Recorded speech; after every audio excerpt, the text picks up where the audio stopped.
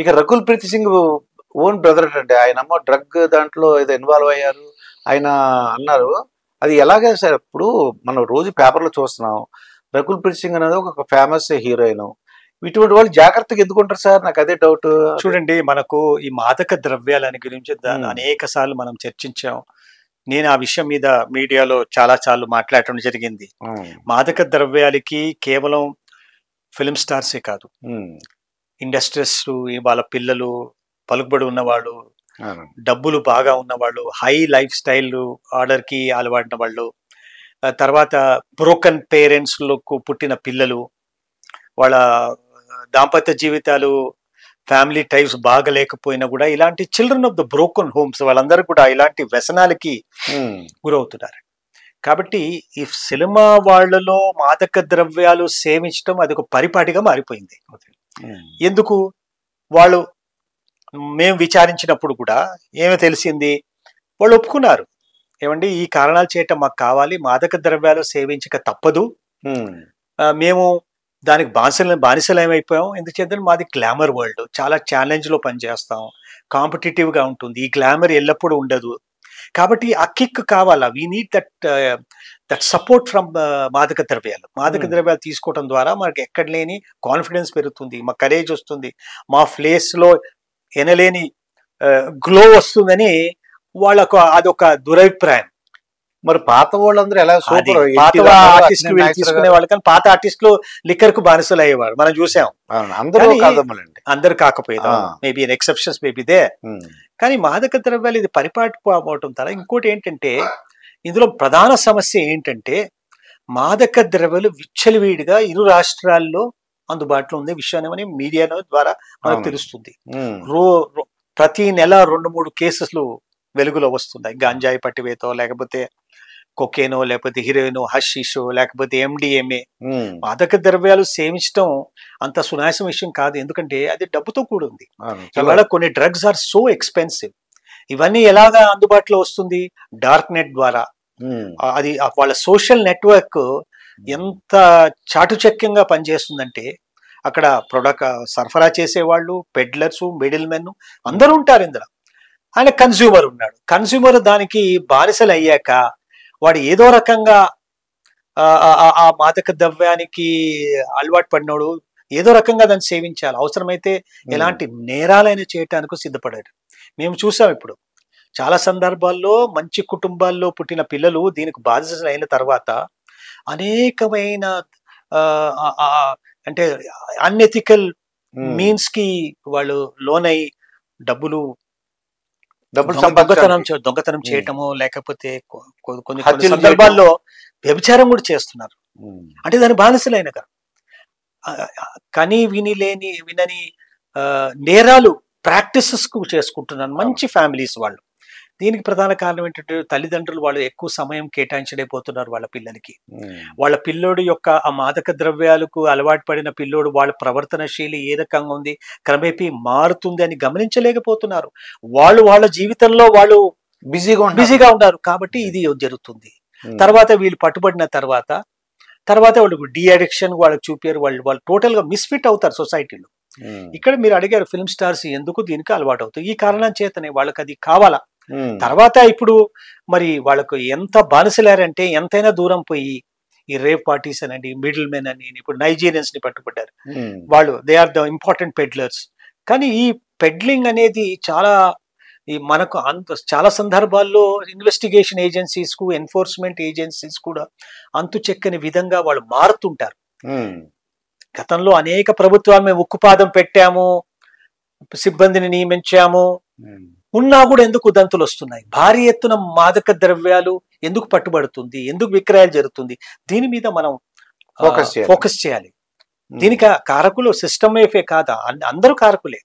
ప్రభుత్వం ఎంతవరకు చేస్తుంది నియంత్రణ? ప్రతి చోట ఒక పోలీస్ వాడిని, డ్రగ్ ఇన్స్పెక్టర్ ని పెట్టలేరు కదండి, డ్రగ్ ఎన్ఫోర్స్మెంట్ ఆఫీసర్. కాబట్టి దేర్ హ్యాస్ టు బి ప్రక్షాళన చేయాలి, సమాజంలో ప్రక్షాళన రావాలి. ఇప్పుడు మీరు చెప్పినట్టు హీరో అంటే సినిమా వాళ్ళు ఆ గ్లో గురించి, ఆ ఎనర్జీ గురించి అన్నారు. మరి ఆ రకుల్ ప్రీత్ సింగ్ అనేవాడు బ్రదర్ అండి, ఆడికేం వర్క్ ఉండదు. అలాగే మిగతా మీరు అన్న ఇండస్ట్రియలిస్ట్ వాళ్ళకి పనులు, మీరు డబ్బు ఎక్కువ ఉన్నవాళ్ళు వాళ్ళకి ఎక్కువ వెరీ ఎక్స్పెన్సివ్. నాకు ఐడియా ఉంది, ఇది ఎక్కువ రేట్ అని తెలిసింది. ఒక గ్రామే 7,000 10,000 9,000 వరకు ఉంటుంది. 9,000 10,000 అలా ఉంటుంది. అంటే వీళ్ళు ఎందుకు చేస్తున్నారు సార్? వీళ్ళు ఎందుకు చేస్తున్నారు? ఇప్పుడు చాలా మంది ఫిల్మ్ స్టార్స్ వాళ్ళకి మిడిల్ మెన్ కావాలి. ఇదంతా మిడిల్ మెన్ ద్వారా కథం.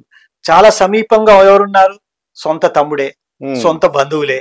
ఆయన ద్వారా కొనుగోలు చేయటం, నేరుగా కొనలేరు కాబట్టి ఆయన ద్వారా, నేను బానిసనాయన కాబట్టి ఆయన ద్వారా ఈ విక్రయాలు చేయించుకోవటం, రప్పించుకోవటం, ఆయన ద్వారా చేస్తూ సమీపంగా ఉండే బంధువులు వ్యక్తుల ద్వారా తీసుకుంటే మిడిల్ మెన్ ద్వారా మనకు బహుశా ఎలాంటి ప్రమాదం లేదని ఒక పొరపాటు వాళ్ళ ఆలోచన అది. సో వీళ్ళు కూడా దానికి కూడా అలవాటే. ఇప్పుడు ఏదైనా బట్టి ఒక కుటుంబంలో చూసామండి, ఒక వ్యక్తి అలవాటు పడ్డాడంటే మాదక ద్రవ్యాలకి, దాని యొక్క ఇంపాక్ట్ ఇతరుల మీద ఉండబోతుంది.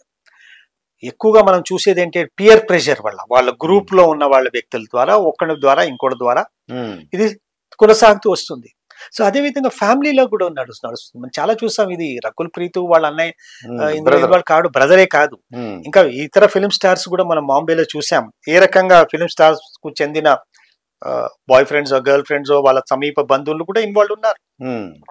So it's a natural outcome అండి. వాళ్ళు కూడా దీనికి బానిసలు అవుతున్నారు. ఇంకోటి, మాదక ద్రవ్యాలు పొరపాటున సేవిస్తే అది ఒక అలవాట్లాగా మారితే దాన్ని వదులుకోవటం చాలా కష్టం. అంటే వాళ్ళు హ్యాపీగా నిద్రపోతారు అంటారా, లేకపోతే యాక్టివ్ గా ఉంటారా? ఎక్కడ లేని వాళ్ళకి హ్యాపీనెస్ వస్తుంది, ఎక్కడ లేని వాళ్ళు ఊహించని ప్రపంచాన్ని వాళ్ళు తిలకిస్తుంటారు, అందులో మునిగి తేలుతుంటారు. అంటే పడుకుండిపోవడం కాదనమాట. వాళ్ళకి ఏం చేస్తున్నారు వాళ్ళకి తెలియదు, కానీ వాళ్ళు అతి ఉన్నతమైన స్థితిలో పయనిస్తుంటారు. ఎక్స్టెటిక్ స్టేట్. ఆ స్టేట్ లో పయనించినప్పుడు ఎక్కడ లేని హ్యాపీనెస్, కరేజ్, కన్విక్షన్, గ్లామరు, వాళ్ళు ఏదైనా చేయగలరు అనుకుంటారు, అందులో మునిగి తేలుతారు. కానీ that is what illusory word. తద్వారా వాళ్ళ ఏ రకంగా వాళ్ళ అవయవాల మీద ప్రభావం పడుతుంది మనం చూస్తాం. అడిక్ట్ అయిపోతారు, అడిక్ట్ అయిపోతే రిజెక్ట్ అయిపోతారు, విత్డ్రావల్ సిమ్టమ్స్ వస్తాయి. అప్పుడు డి అడిక్షన్ చేయాలి. డి అడిక్షన్ కు వెళ్ళాలంటే సమాజం అంతా చూస్తుంది కాబట్టి అది ఒక భయం వాళ్ళకి. సో దీనికి బానిసల్లాగా మారి, తొత్తుల్లాగా మారి వాళ్ళ జీవితాలంతా నాశనం చేసుకుంటున్నారు. దీనికి తగిన చర్యలు పేరెంట్స్ ఎవరికి వాళ్ళు, పిల్లలు అయితే పేరెంట్స్ చూసుకోవాలి, వైఫ్ హస్బెండ్ ఎవరు ఉంటే ఎవరికాళ్ళ ఫ్యామిలీ మెంబర్స్ వాళ్ళందరూ రక్షించుకోవాలి మనం. అంతే, మన ఫ్యామిలీ వాళ్ళ మీద, మెంబర్స్ మీద మనం క్లోజ్ గా నిఘా పెట్టాలి. వాళ్ళ ప్రవర్తన శైలి ఎలా ఉంది, మారుతుంది, ఎందువల్ల వాడు ఎలాంటి వాళ్ళతో ఫ్రెండ్షిప్ చేస్తున్నారు. రాత్రిపూట చాలా మంది పిల్లలు ఇవాళ రాత్రిపూట వస్తారు, తల్లిదండ్రులు వాళ్ళు చూడరు, చూసినా కూడా ఏం చెప్పలేని పరిస్థితులు ఉన్నారు. ఇవన్నీ కూడా గమనించాలి. కాబట్టి మన ఫ్యామిలీని మనం పిల్లల యొక్క బిహేవియర్ ని మనం నియంత్రించే విధంగా, పర్యవేక్షించడమే కాదు నియంత్రించాలి. ఆ నియంత్రించడం కోల్పోతున్నాం. చాలా దురదృష్టకరం. ఇవాళ ఒక అంచనా ప్రకారం మాదక ద్రవ్యాలు సేవించే వారి సంఖ్య ఇరు రాష్ట్రాలు గణనీయంగా పెరిగింది. అందుకోసం ఇరు రాష్ట్రాల ముఖ్యమంత్రి గారు మొట్టమొదటిసారి వారు కూర్చుని కోఆర్డినేషన్ మీటింగ్ పెట్టుకున్నప్పుడు ఈ అంశాన్ని తత్ప్రథమంగా చర్చించారు. ఎందుకు ఇది పెద్ద ఛాలెంజ్ ఉంది, అంత ఎక్కువగా మనం మాట్లాడలేకపోతున్నాము, ఎందుకంటే చేప కింద నీరులాగా అది ప్రవహిస్తుంది. అదే కాకుండా యూత్ మీద ప్రసార మాధ్యాలండి, నేను ఈ పరిస్థితుల్లో ప్రసార మాధ్యాలని మనం అభినందించాలి. ఇవాళ ఈ విషయాన్ని తారాస్థాయికి తీసుకువెళ్లారంటే ప్రసార మాధ్యాలే, మీలాంటి వాళ్ళు, మీలాంటి ఛానల్ వాళ్ళే. సో కాబట్టి ఎంత చర్చిస్తే అంత మంచిది, సమాజంలో అంత చైతన్యం రావాలి, ప్రజలు భయపడాల. ఈ మాదక ద్రవ్యాలు సేవిస్తే ఏమవుతుంది జీవితం అనేది రాలి. ఫిలిం స్టార్స్ ని కూడా ఒక విధంగా ప్రసార మాధ్యాలు వాళ్ళ మీద ఎక్కువ కేంద్రీకరించడం ద్వారా వాళ్ళు రోల్ మోడల్స్ కదా. Film stars are role models.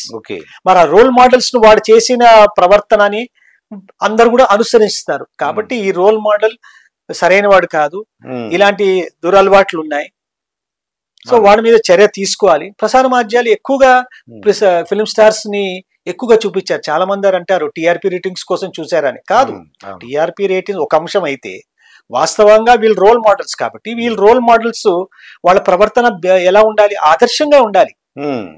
So ఆదర్శంగా ఉన్న వాళ్ళు ఈ రకంగా చేస్తున్నారని చూపించడం తప్పే ఉందండి. అదండి, సమాజం రేపు మేల్కొంటుంది.